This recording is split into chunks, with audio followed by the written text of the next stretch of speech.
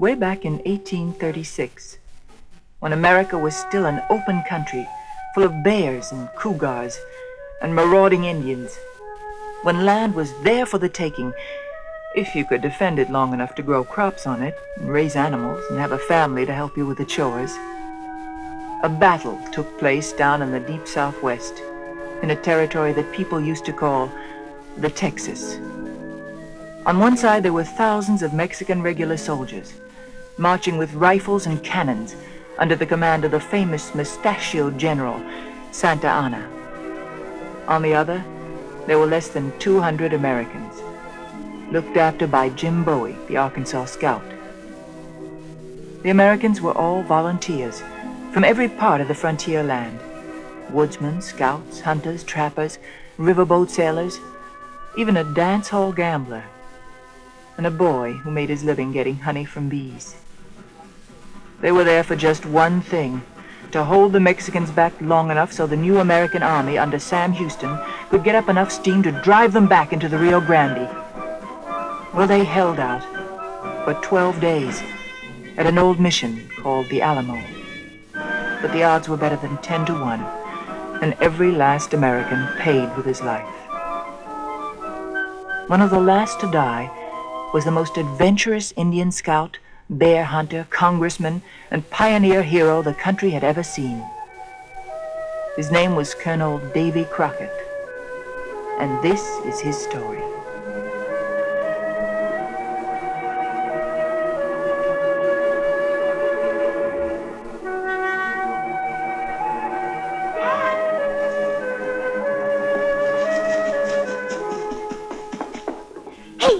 I just seen a whole covey of chukar partridges settle in. Whereabouts, Davy? On the sun side of West Hill, yonder. Must be 10, 11 birds, looks like. Take my gun down then and have a try. But you know the setup. Only enough powder and ball for one shot. Yeah. They cost money and ain't easy to get. You miss and you don't get supper. Bring back a partridge and your mama cook 'em up pretty. Hey, you know what I'll do? I just wait for them partridges to get in a line, and then I'll knock 'em all down with one shot and make a war bonnet out of the feathers. Just one bird'll do, Davy. And take him in the head. Don't want none of that sweet meat spoiled.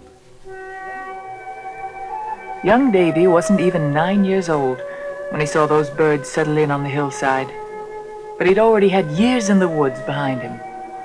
His father and grandfather, who'd come over from Ireland, had both fought the British in the Revolutionary War before moving down into the state of Franklin. Later on, in 1796, this territory was to be called Tennessee, and it was there that Davy learned what he needed to know about hunting and trapping in order to eat and stay warm. He walked into the woods with his dad's big gun on his shoulder, a gun a foot taller than he was, and kept his eye on the place where partridges had flown down. Boy, one of these days I'll be allowed to take out as much ammunition and powder as I can tow. And then I'll bring home a whole pack of game. Turkeys and rabbits and quail and deer and maybe even a bear. Bear's the thing. Boy, ain't a man till you got yourself a big old bear. Enough meat for half the winter, and the hide makes a good rug for sitting. No use thinking about that, though, with just one shot to my name. Better off worrying about how to smile a raccoon out of a tree to make me a cap. Hold on. What's that moving around in that blueberry patch? Wowee! It's a bear cub. And a fat one, too. Hey! Come back here! No sooner had Davy jerked back anxiously on the trigger than the cub's huge mother came scrambling up to see what the trouble was. Now, if Davy had missed the cub by a good foot, he was in so much of a hurry. But that didn't soothe the big bear any. She roared again and took off after him. She would have caught him, too, if he hadn't turned and run down the hill, since that's the only way a person can beat a running bear.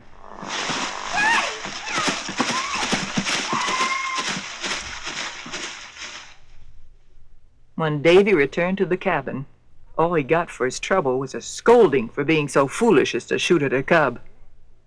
And because he'd missed, he went to bed without supper. I was just a breeder cub myself then, Quaker John, with a whole parcel to learn. But I sure enough killed me an even dozen bears by the time I was 12. Well, you're gonna need every bit of good aim you've got, Davy, if you're gonna win this shooting match here today. Well, bullseyes ain't bears, Quaker John. But they ain't moving none either. Why, they're easier to hit than a 30-pound standing chicken.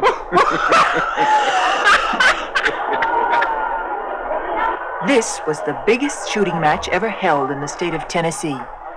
But Davy wasn't in it just for the fun and dancing. He was out to win the prime beef live steer that came as first prize.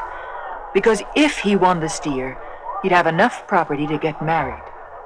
And Polly Finley, a neighbor's daughter, was the girl of his heart.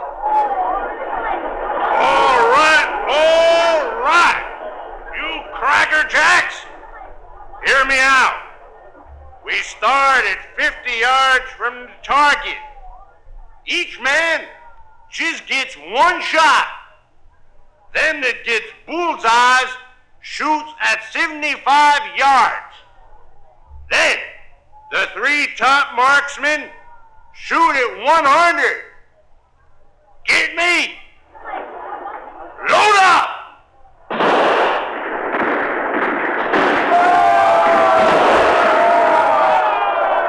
The first time around, there were nearly 50 men tied for the first 3 places. Davy gave a long whistle, realizing how good all these other pioneers were. But the Durham steer was worth the concentration, so he loaded his flintlock and took careful aim at 75 yards. Just fire when you're ready, gentlemen.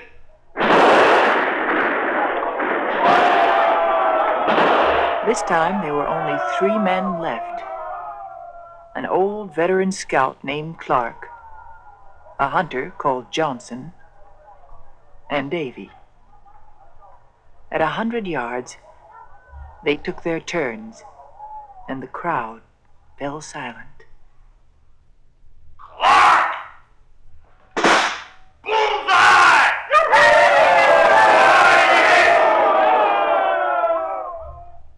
Johnson! Bullseye!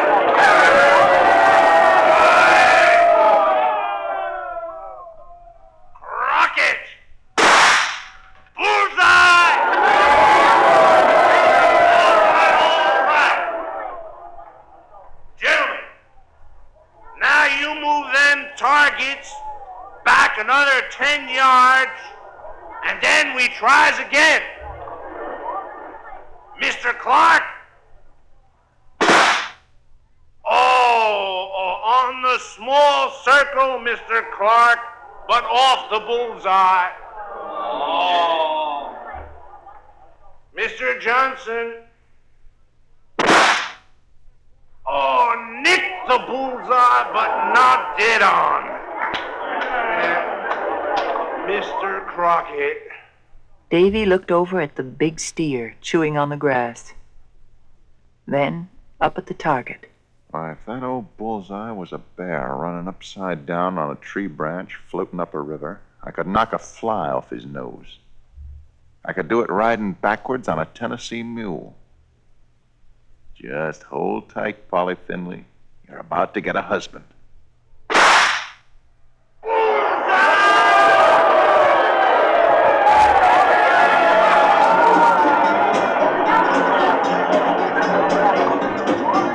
Jack Diamond, I know you of old.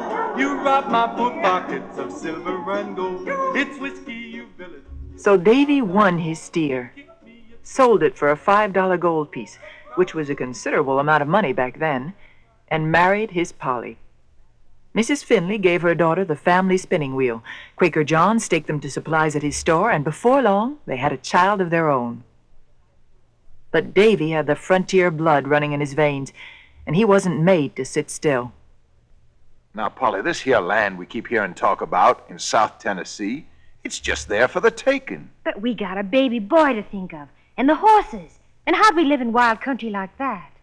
Well, I'll build us a big old timber raft and set you and the baby and the horses and the spinning wheel right up on top. And I'll tie a rope to it with the other end round my waist, sit down on the back of some fat alligator, and get us towed the whole way down. You're impossible, Davy. But if you've got a mind for something, I guess we better do it, or there won't be no peace. So they got passage on a 60-foot flatboat, full up with families of children, crates of squawking chickens, trappers with bundles of coonskins, scouts in buckskin shirts like Davy's, and they all moved down the Holston River.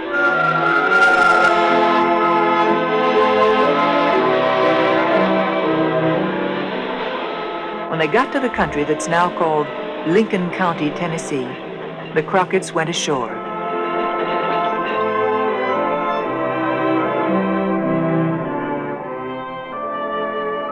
And started west. Now, Polly, you and the baby ride up on the old horse, with the colts behind. I'll walk on ahead with the dog.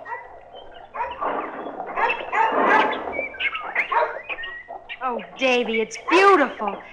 Just smell the sweetness in the wind. There's more bars and bees and turkeys and coons and partridge than anywhere else. And they all just waiting for us to come along. Once I had a collie pup, dug a hole and covered him up. I sat there for most an hour, waiting for a cauliflower. Round and round, oh Joe Clark, round and round I say. Round and round, oh Joe Clark, goodbye Billy Brown. Round and round, oh Joe Clark, round and round I say. Round and round, oh Joe Clark, goodbye Billy Brown.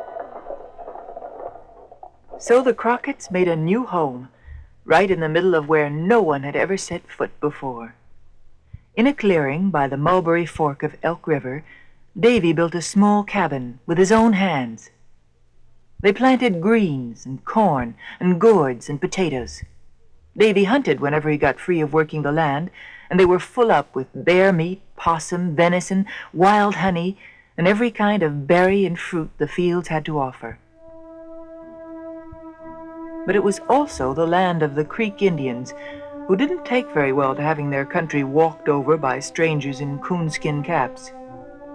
Every so often, news of a small raid reached the Crockett cabin and gave Davy something to think about.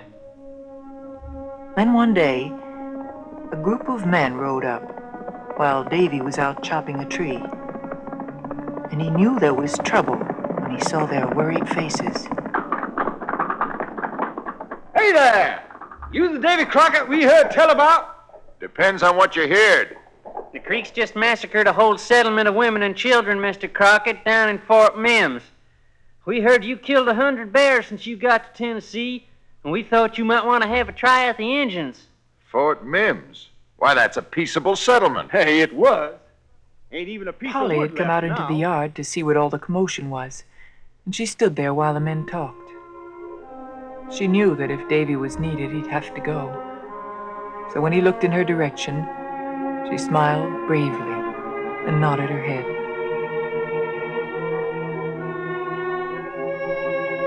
Well, looks like you got another man, gentlemen.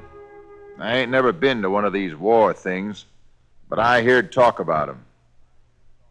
One thing, though, it was 105 bars, all of 'em as big as the horses you're a-settin' on. Well, don't just stare like a bunch of horned owls. Come in and have some food while I get myself ready.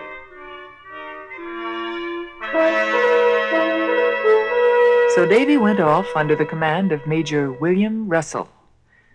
He worked for the Army as a scout, not as a regular soldier, always moving ahead of the small band of volunteers, watching the forest floor for signs of Indians, keeping an ear to the wind for sounds that would give the Creeks away. One day, in the territory that would later become the state of Alabama, while moving towards the camp of General Andrew Jackson, Davy was half a mile in front of his men when he heard a familiar sound. Now, that's funny. Wouldn't be no chicken that I know of wandering around the woods. But it sure must be something. Easy now. This might be a rooster wearing war paint. Davy dropped to the ground just as the arrow cleaved the air next to his head. But he yelled anyway to make the Indian think he'd been hit. Then he lay as still as the tree behind him and waited. But at first, nothing happened. Quite suddenly, from an opening across the clearing, there appeared a face streaked with red and yellow markings. Okay, Mr. Rooster, let's see what kind of feathers you got. Looks like a creek, all right. And if there's one of them, there's bound to be more.